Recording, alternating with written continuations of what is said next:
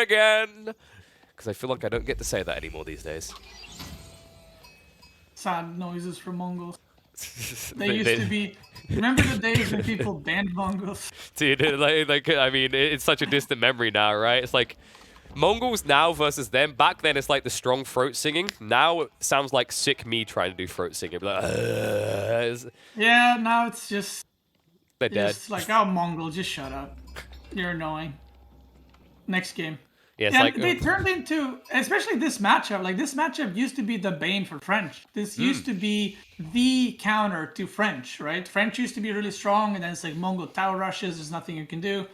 And then through some changes and adaptations of play styles, people were like, well, actually, if you make like 5 scouts and 6 archers, you can just kill down the tower. And then you expand, and then you're ahead. And it's like, oh, all right. Let's just do that then. Yeah, they did get crippled in multiple ways. I think like they were the hardest hit by the outpost nerfs, of course. And then when you remember like what they done to Yam, they butchered Yam over time. Yam used to linger after you went out of outposts. It almost feels like you kind of half want to give that back to them now that outpost spamming is less relevant in the first 20 minutes. Yeah, I think so too, because, you know, Mongol is supposed to be this civ that does chase you down and beat you down, right?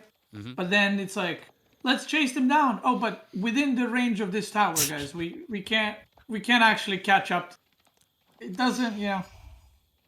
Yeah, that doesn't feel good, you know. You know, am I scared of a dog on a chain versus a dog that clearly has no leash and is going to keep chasing? That's the feeling of it, right? It's like, it is a tough one because I think the thing that people get scared of is, oh, that'll just make the Mongols ridiculous. They'll like, you know, they'll chase down everyone, they'll beat everyone. But yeah, but look at the counter side of this. How does a Mongol player defend? This is not a turtling civ. It doesn't hold very well until like the super late game when they've got 1,000,001 outposts. But even then, the question mark is, why did you let them build 1,000,001 outposts for free?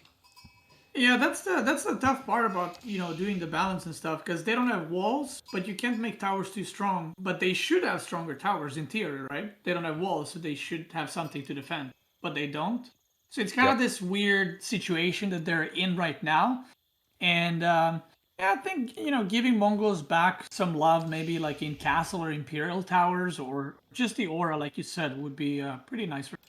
Yeah, it's just the deeper you dive into this hole, it's like, well, they can't upgrade their outposts with fortifications. By the way, they also can't build keeps. They can't build walls. Yeah. And it's like, how do you, you know, you're supposed to be aggressive, but how are you aggressive if you don't have the YAM network and stuff, right? but Beasty, they get 200 pop gap for free, and where are you going? Oh, no. Come again? Yeah, this is... I mean, if we type GG for Khan dying, I don't know what we type in this situation. I mean, is this secretly the Khan disguised as a villager? It kind of feels like it in this situation. This is... Dude, this is like sharks hunting. Look at this. Yeah, that villager's dead. 100%. Yeah, there's no way he runs away. These are the squires. One day they'll grow up to be royal knights. I mean, they are looking to pounce. Look at that scout. Look at that scout. Wait, he's still going to yoink it. He is going for it for sure. Hello. Do you like scout vision and stealth for us? Love it. I would love if Wolf actually got him on the way back. Just bites him once and just kills him. Oh man, the only upside is when Magic pulls the second villager. At least there isn't a boar in the center of the map that could screw him over. But this villager, boop, is gone. Yeah, this is a disaster. Like, he invested into spearmen, into a tower rush, but he doesn't have a villager. There's another villager, but hey, come closer to the TC. Let's repeat history. Oh god. No, wait. Ooh, yeah, that feels close as well. Okay. No. Oh no, not again. Magic, come on. Okay, that's not. But this just feels bad, guys. This tower is over 40 seconds late. By the time he starts the tower again, the archer range will start as well. Like, this is what we're dealing with. Oh my god, I think he's wide wrapping for the gold vein.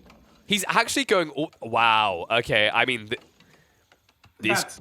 The villagers could be pulled and you could be killed, but I don't think Magic actually cares about this right now. Oh, he might have enough gold for 2 knights actually. Oh god. Like, usually when you age up, you get away from the gold, so you can't make a knight. But he actually stayed so long on the gold, he can make another knight, which he can counter harass with. He can defend this. And there is an admittance to why he's able to do this. Capoch didn't go for wheelbarrow, but then again, I think in this matchup, you can be forgiven for delaying wheelbarrow. Oh, God. Where Spears! What? Where? Spin! I feel like I'm trying to look for spears on the music charts in 2022 right now. Like, where are they? Where are the spears? Oh, God. And the archers are out already. I mean, this is catastrophic. Magic has invested into 6 spearmen. 2 villagers have now died. And he's not done anything. Not a single tower was made. I mean, okay, let's look at the positive. His TC is next to the gold. If his TC was not next to the gold, the knights would just go on his gold and kill him. Or force towers and just, delay everything forever. But this is a terrible situation. Another positive. I got another positive, BC. Mongols are going to get buffed next patch. There you go. Oh my... Khan? Okay, he runs away. Yeah, this is extremely rough. So imagine if the gold was exposed, right? This knight just, creates a lot of chaos, but good for him that gold is next to TC and he is going early pastures. And if Capoch sees this, which he has, he'll know, right? You're right. He'll know, okay, he's invested. Oh, God, I just realized that he hasn't started feudal. Yeah. Oh, God, I thought he's in feudal already. So it's okay though. He'll be in feudal by the time Capoch is about built his second TC, right? It's fine. He's only 3 villages behind right now with 0 signs of aggression, right? It's fine. It's fine. Yeah, I mean, Capoch can go 4 TC if he wants to now. That's how far ahead he is, and I don't think Magic can do much. Like this is rough. This is rough. So. Let's talk about Capoch's computer exploding. Let's talk about internet crashing. He has to go. He has to leave suddenly. I'm not sure. But positives for Magic. He doesn't have to play this piece of crap Civ for much longer. Getting it out of the way. It's like, well... I mean... Okay. So, he's going to put pressure on the Uvu, so now he needs to upgrade the tower as well. By the way, and I think someone that's fair to point out about Magic's build here, like the catastrophes of what he done in Capoch's base aside, like this pasture play, it seems bad. But the reason he has to do it is if you look at his deer, they're all situated next to Cell Forest. Exactly. It's his only option. Yeah, like his best option is delaying this game in whichever way possible. I mean, let's not forget game 1, right? A bunch of units were lost and then the game was turned around. That's something he should hope for, right? That some kind of mistake is made from the French player. The game extends and then he somehow comes back. But the fact is, he has reached feudal at 8 minutes and French is on 2 TC with faster villager production. He has 0 map control. He will most likely rush into castle. Yep. As we see, the villagers are on cold and food. But that castle will also be delayed. And there's a good chance that French will either kill you or reach castle faster than you with 2 TCs. And even if they don't, they have Royal Knights, so they don't care that you have Lances. Right. So, yeah, that's a good point. If this was another matchup, it's like, okay, you got Lancers, but French has Knights. So that kind of goes down the drain as well. And yeah, like I said, this is a very rough situation, and guys, this is the the high level play where small mistakes just have gigantic impact, and this is like a lot like last game where he just didn't scout the Burger Palace, right? And he just got overwhelmed. That doesn't mean that Magic played it wrong or is a bad player, but if you don't have the correct info or make one mistake, the game can change. And in this game, he was slightly a bit too close to the TC. Capoch instantly noticed, garrisoned all the villagers, and the tower rushing villager just pretty much died. And that kind of changes the game completely. Like slightly too close. The first villager literally ran in like, ooh, sheep. But I agree, it was kind of that you can understand what happened for Magic. He's probably looking back at base, he's optimizing economy, then he's going back to deal with that, and it's just too late. And I mean, it's literally one click, like that's it. And I think that's another interesting thing is actually like Mongols on this map. We mentioned like they have to go for this outpost rush early on. One thing that's really tough, though, is that they rely on the Khan to bring back sheep early on. They don't typically build a second scout. And if there's any map in the rotation that you need a scout early on to get the lay of the lands, it has to be Highview because of how sporadic the spawns could be and how limited vision is. Yeah, I mean, can we take a look at IAmMagic's point of view, by the way? Just so you guys can see what he's playing. He sees nothing. He knows nothing. And Capoch is his queen right now. Look at this. He sees nothing. And now he sees all these units. He didn't manage to get to castle, though, which is very good for him. Very good. He also is delaying Capoch on that gold. So Capoch's castle timing is going to be delayed, but in the meantime, you see the diving coming out. I mean, it is 5 heavy knights and 9 archers, so Magic, he needs to get probably 4 to 5 lancers out before he can take this fight. Yeah, so this is the start of he's doing everything right to come back, right? The situation, the worker count, 13 worker difference is massive, and this will only get worse. So, okay, Capoch doing the right thing, making the barracks. He knows I'm ahead. I just gotta not die to Lancers. He saw the double stables, so he knows, okay, I just hold the Lancers, and I'll get further and further ahead. Mongol is about to get a big spike because he's using stone to produce Lancers, but that stone is already out, right? That's only for 4 Lancers.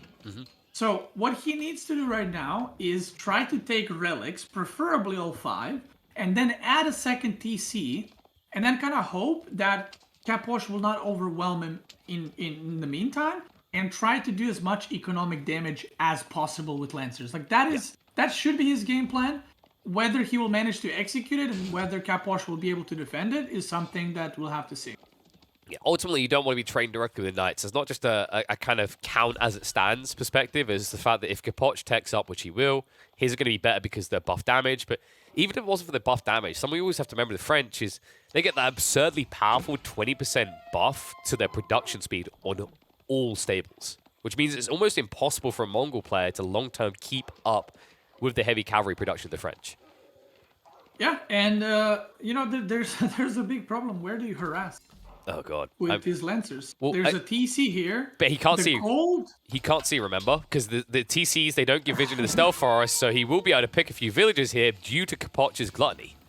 All right, we got 2. I think that was 2. Yeah. Has he got textiles? No. I think. Okay. He might have 3? got textiles. No. Okay. No textiles.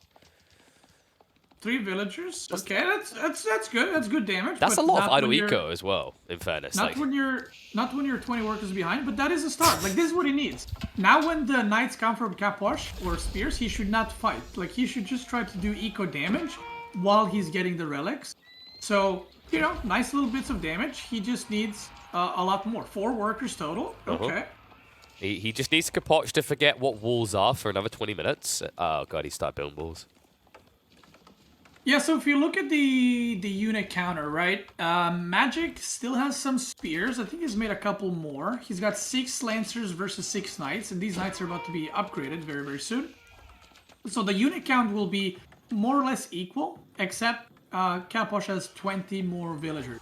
So as long as he manages to keep that villager lead, he will eventually simply have more units due to economy.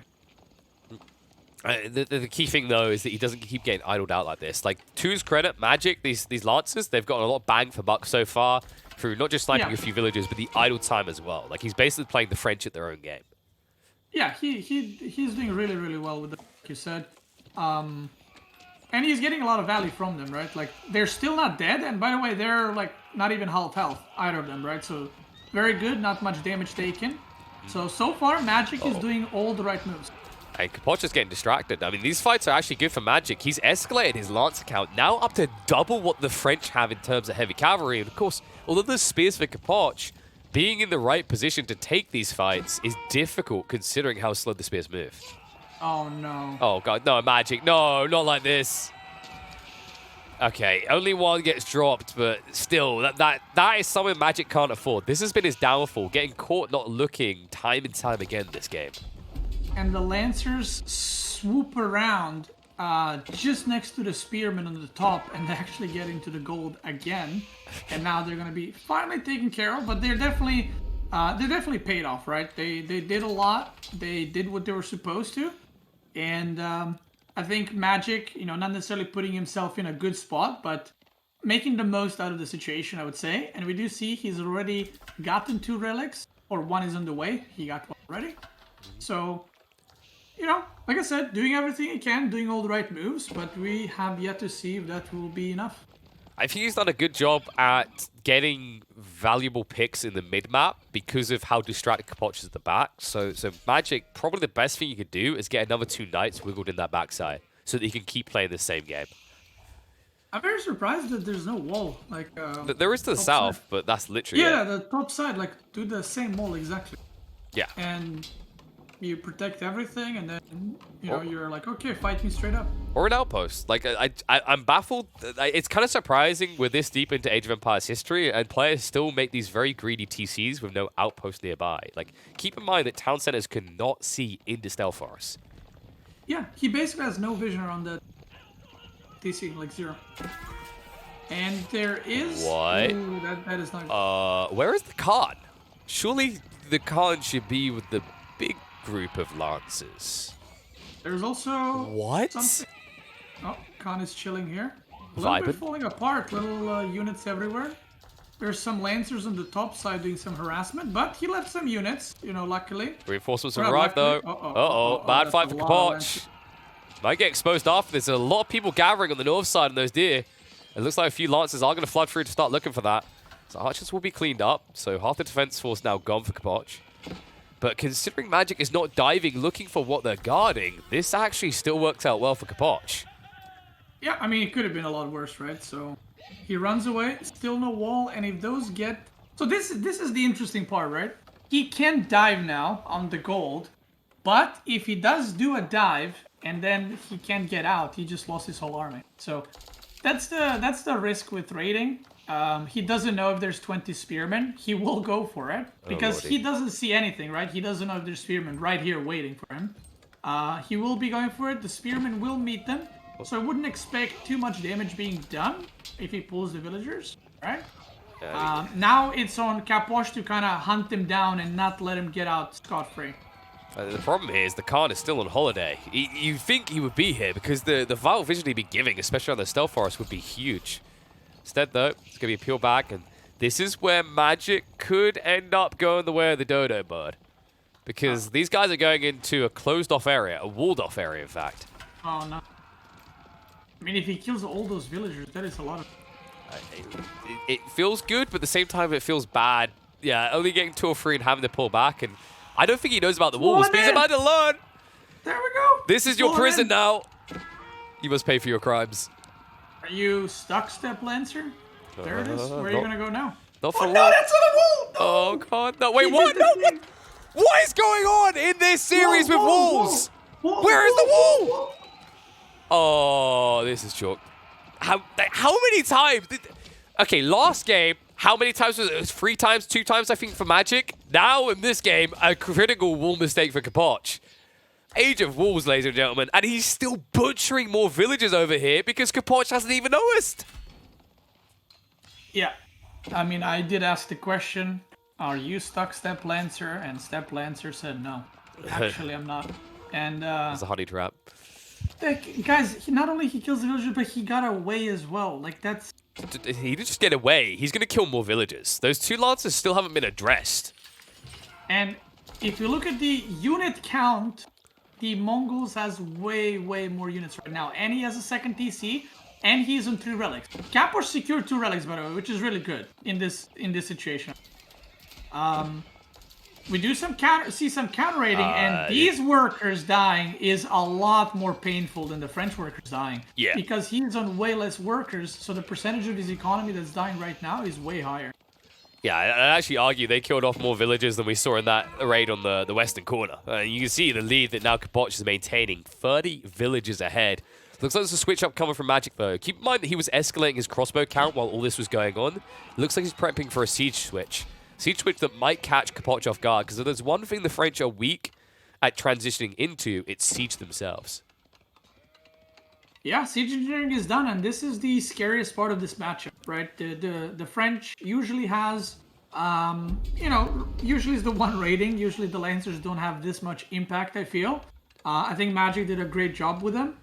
And this is the part that is the scariest for French player. The moment where towers are dropped in front of your base and where you start getting sieged, because it is extremely hard to match the Mongol siege numbers. And you're both going to go Lancer crossbows or maybe even Spearman crossbow for the Mongol player. And then the French not only needs to make trebuchets to kill the towers, but he needs to get the spring ults to match the other player's spring ults. But the Mongols can just outproduce him in a big way. Yeah, I'd say this is actually one of the hardest civs to reactionary transition into Siege, right? I think the only one that's just as hard is the English, but the English at least get keeps they can build Siege out of.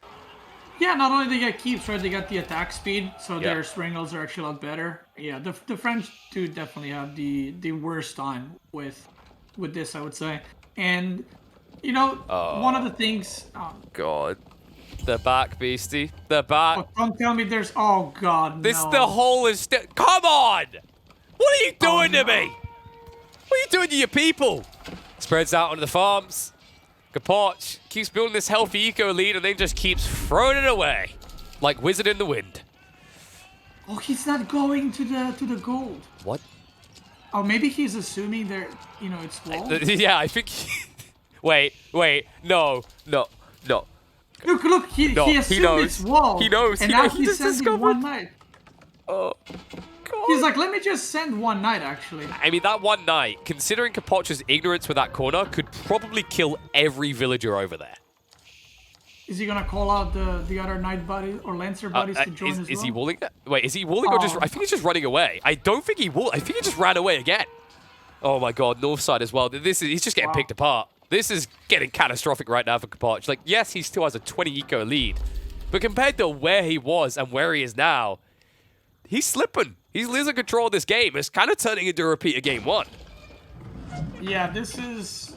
I mean, I feel that this is a case of just Magic outplaying him quite a bit. Like, the rating... you know, Magic had to take some like risks in terms of like I'm going in. I hope there's a spot for me to raid, right? But all the choices he has made, the raiding has 100% paid off. He's raiding at multiple spots at the same time while pushing the middle, by the way. So again, you know, this isn't like Capoch staring at these villagers just dying. He's trying to micro in the middle. He's trying to manage his economy. He's also trying to raid on the other side, but. Magic, I feel like responding a lot better to the night raids and not losing as much. Yeah, I think it's very apparent that he's not staring at these villagers dying as they all go down trying to build up an outpost. I mean, it just looks like some weird kind of sacrifice to summon an outpost into existence up there. Look at the eco lead now and how much it's shrunk at this stage. Yeah, I mean, this is definitely, right now, the momentum is in Mongols. The supply is still higher for French, but... If you compare the unit counts, 34 crossbows that are going to be trying to siege here, he's making mangonels. He should make a couple of spring ults and try to, you know, start pushing this and kind of gain an advantage even further. One thing to consider, the bottom left gold, or I guess just the west gold for Capoch will go down eventually, and then he needs to spread his base even more where Lancers can do even more damage. Yeah, the tough part about this is, you know, sometimes there's situation you say about the French, like, well, at least they have keeps, so they're discounting all their production, and that's going to allow them to last longer. That keep is not optimized for production buildings. I think it's got like 1, possibly 2 range, so he's not even really getting great discounts in that area. Yeah, and one of the ways to deal with this, by the way, as a French player, if you can't quite engage yet, you take all your knights. Sorry, continue. All right. I don't know why there's why is there a monkey? Anyway, you take all your knights and you just do a counter raid, because Mongol defenses against raids are pretty bad, and we see him trying to do that here, right? But this is like 5 knights. Like, if he had 20 knights, you know, and then he does this raid, suddenly he pulls the whole army back. But just with a couple of knights, that is a lot harder to do, especially against this many lancers. And I gotta say, like, Magic has done like a great job coming back into this game. Let's not forget, Capoch still is ahead on villagers, 11, right? There was a much bigger lead, but he did kind of close the gap on the villagers a little bit, and it's not Magic's game yet. Capoch managed to break out of the siege as well, which is a hard thing to do. This... And there's a big push. No, oh wow, if he'd gone for that, the damage he could have done that area, but it looks like he's going to back off, and as a result, there's a raid coming into his base. Villagers are going to pull the other side, which is going to bait them in range of the spears. Treble will at least be taken down, but might be a trade out of 1 or 2 raw knights, so more or less evening it up. Magic needs an Ubu, but it's noticed that he hasn't been gathering for a bit. And eventually you will notice when you try to upgrade the tower and you see that your stone is not moving at all. Yeah, but when is he next building an outpost to try and upgrade right now? Because I think his concern is he hasn't really answered these trebuchets. That's still an issue that Magic does need to resolve. Yeah, there's a massive push from French, by the way. This is getting scary now for Magic, because he's kind of, like I said, he's done a great job raiding. He has done a good job kind of trying to come back into the game. But this is the part where someone might look and say, how does he have more units than him? He's been losing villagers left and right. Well, he was 30 villagers ahead for like 15 minutes. And that translates into what we're seeing now. The if, buts, maybes. The first few minutes of this game set so much of it in motion. And it's been Magic trying to claw back since to see what he can do in this fight. Charges on in, Spearman and Arbaletier to hold. Those crossbows, though, the count is looking good for Magic, and Capoch making that cardinal sin we see so often. No Pavis, so no extra ranged armor for a unit that should be able to trade out favorably against these crossbows. Yeah, we do see like 5 Springles, 2 Trebuchets, so the army supply is a little bit, deceiving. He does have really good army count, or had, but a lot of that is in Springles and Trebuchets that are not actually doing anything in this fight. I know Pavis is hard to utilize, but you have to feel like in that situation, maybe he could have held. The problem is, well, Capoch, every time he formation shuffled away, he was staggered. He was slow on the retreat, so he's losing even more troops. And now look at what the siege is doing! Oh, good lord. I mean, that's going to be cleaned up. Well, the good news, Beastie, is it looks like Capoch might be free of that popcat burden, because these lances are unanswered. There's no spearman to hold them back from chasing down the siege. Yeah, and if he manages to reset the siege, he can restart his own siege, right? You see Magic's economy, he's got a lot of wood, a lot of gold. So if he were to kill these Springles, queue up 5 Springles, 3 Trebs, and then you go on the counteroffensive. Yeah, that was a very good hold by Magic. And right now, again, he's still behind a bit on workers. There is some raiding going on from Capoch on the other side, by the way. He did kill some villagers. But this is definitely a game where Mongol now is kind of, still there, behind economically a little bit, but let's not forget that step readout is giving more gold. It's actually not as bad right now with the amount of villagers he has in gold. Am I the only one shocked that somehow that many Lancers only took down 1 Trebuchet? I feel like he should have got double Treb at least with that many heavy cavalry units, but somehow they survived. Not sure. Bit weird. Well, all right, we see towers finally. You can see the towers from Magic kind of surrounding the base. And this is something that's going to help him immensely with these raids and everything else.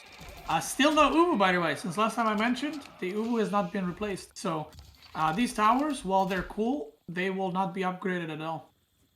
Which could be a problem, because if you look at what Magic's doing with comp now, he clearly wants to just hunker down on the edge of Capoch's base. It's full infantry. So if you can't have all these upgraded outposts to threaten Capoch, there's nothing to stop him from necessarily diving you. Yeah, and we see, let's see, what is the plan? Okay, there's the plan, more stables.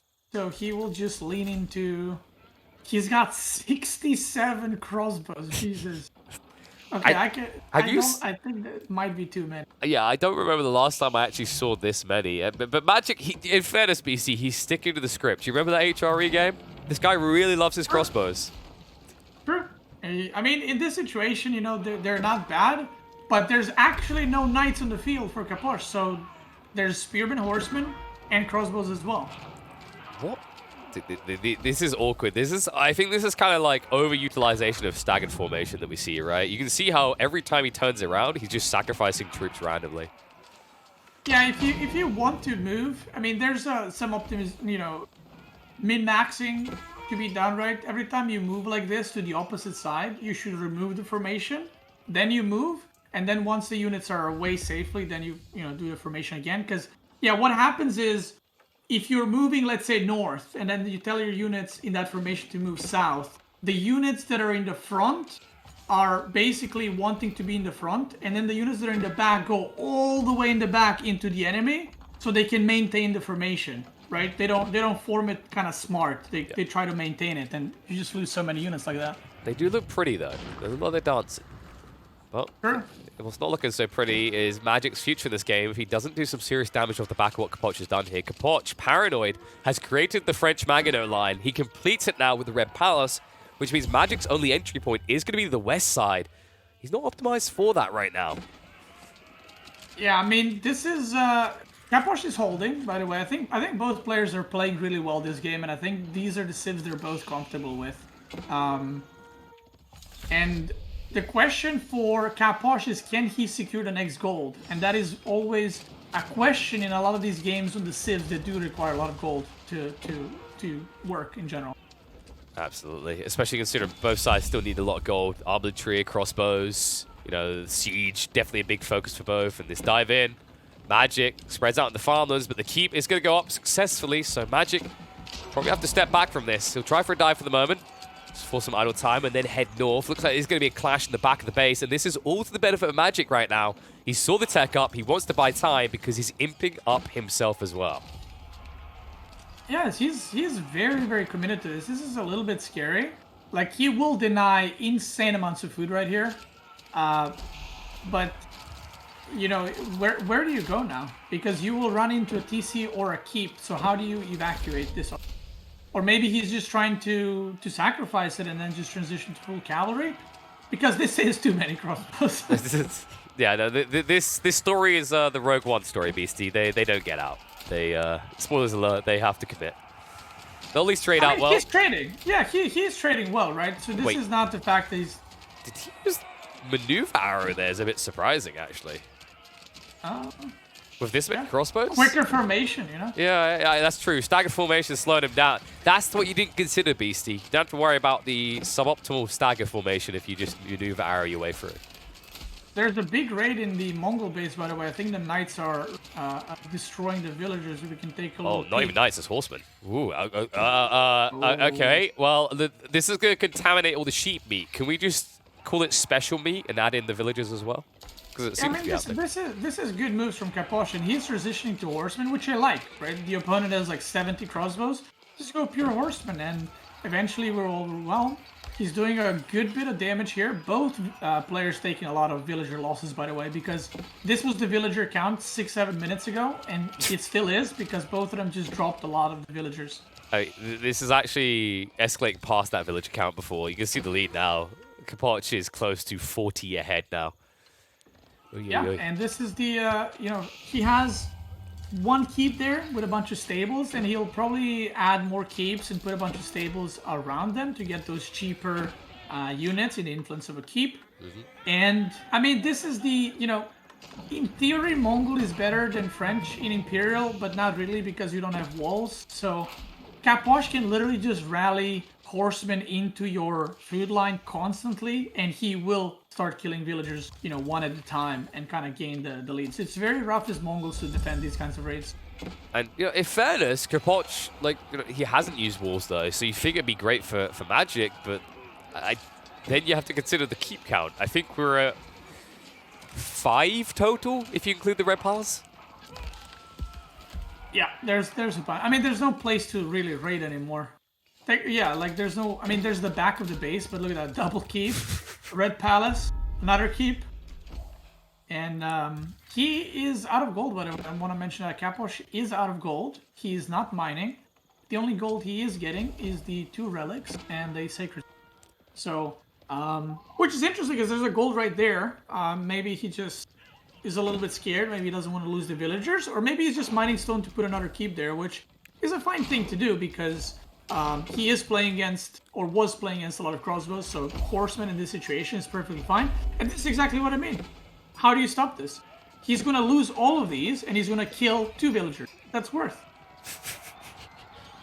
This is the maths. If they actually attack, okay. This is the economical maths of late game AoE, folks. It's food, it's worth. Yeah, because he's only using, like, what is the discounted horseman from a keep? Exactly. It's just dirt cheap. And, you know, you were talking about gold, but Capoch can't hear you over the sound of horses breeding. I mean, there's just so many of them coming out every 14 seconds. It's just ridiculous. Yeah, and here we go again. Oh, God. Right? Hey, And this even many if he might kills kill two, all right? if he attacks them. He's like, I'm actually going to attack this spearman over here. Oh, yeah, you know, I've got a spear too, so it's an even fight. Actually, I'm on a horse, and I've got a spear too, so technically I'm better. I think that's how it works. Yeah, and the keep is coming. Looking rough. This con is... It's not a GG con. He did kill a lot of villagers there. But in the end, I don't think that that will make a big difference. There's just so many units right now, and the economy is untouched for Capoch. And there's no way that Magic can do something to suddenly counter-harass. He has no units to do so with. Like, the hand cannon idea, it seems cool if you can reach critical mass, but that's not going to happen for free. The wave of horsemen is going to be supported by Arbitrary that can actually snipe you down easily. So, it's one of those kind of compounded issues. You mentioned the fact that the Mongols can't defend. It's not just the fact they can't defend, it's the fact that if you want to find their food, it's the easiest thing in the world. They're always in one location, on top of each other. Yeah, exactly. So, like, you don't have to think, you don't have to micro, you know? Like, against English, you gotta send them to the farms, and then they garrison. But you can't garrison 50 villagers there. Like, where are you gonna garrison? So, yeah, you're right. It's just very easy to raid them. You know where they're at, so that's the weakness of Mongol. There is not a single worse civ I could think of if nuclear weapons got added to the game. It's like if you heard nuclear launch detected, like, and you're a Mongol player, you're like, well, there goes all my food. Everything is just screwed. There's no way out of this. And it's sometimes it's their own fault. I think, like, with the multi-TC build, there's an argument that you could rally some of your pastures elsewhere. But overall, like, the issue is still compounding elsewhere, right? You're still stacking 20, 30 villages on top of each other. Yeah, I mean, like I said, that is the weakness of the Civ, right? Then Mongol isn't that bad in Imperial. Like, if you look at the other upgrades, the bonus upgrades they have with the stone, right? The issue is just the raiding is a little bit too much. But on the other hand, you know, some people might say Capoch doesn't have walls. Yeah, but he's got 6 keeps, so he doesn't really need walls if everything is under a keep at that point. No, it just feels like you're running into a wall at that stage. I mean, think about it this way, right? Because if Capoch had built walls, the Magic would try to pathfind a way around. This way, he just clicks past a keep and dies. It's just better. Good God, I mean, this is desperation just to keep one bombard alive. Oh! That horseman almost had it. Although this wave might have it. No? All right, he's holding. Actually, like, I gotta say, Magic isn't looking as worse for wear as you'd think with that hand cannon account. Yeah, and I do want to say that Capoch, by the way, he has been on 105 villagers for a long time, so he has stopped villager production effectively a long time ago. And 105 or 6 is not enough to support this kind of, like, you know, have a bunch of units, I kill 2, I'm good to go. If he does keep doing this with more expensive units, perhaps, he will not come out ahead. So he needs to be careful about that. Either raise his villager count or maybe do a more like a strategic push like this, where he tries to fight head on. But there are hand cannoneers, like you mentioned. Yep, which he's going to choose to engage with. Horsemen pretty much all gone. Wrap around the backside though, because new horsemen come in. They spot out the TC that's condensed itself, and the whole army on the front line means it can't help but defend on the back. So Magic, once again, going to find his leg munched off from underneath him, as these villagers are exposed and undefended. And panicking. Very clearly panicking. They're like, I don't know where to go.